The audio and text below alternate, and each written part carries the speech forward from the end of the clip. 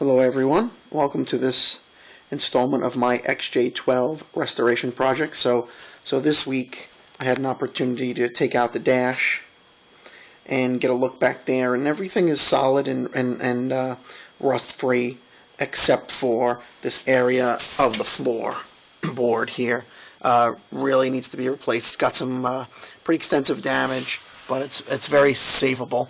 The rails of the car over here are solid, so it's just the floor pan needs to be replaced, and this forward panel here, and also the rocker panel, or the sill actually, has got some extensive damage.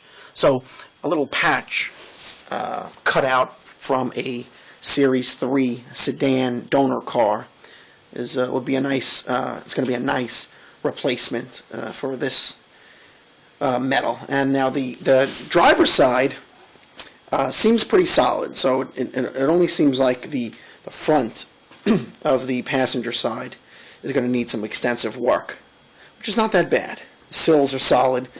Apparently somebody already replaced the sills and did an okay job.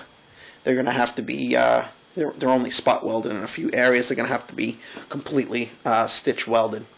But other than that, this week we got the windows working with some automatic,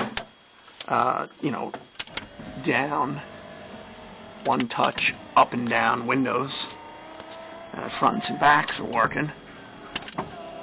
The windows go up and down pretty good for a coupe. Usually these windows don't go down so well.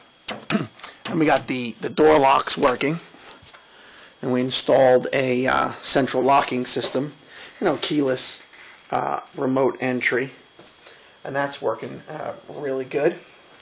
And that's really it. Stay tuned. More updates to come soon.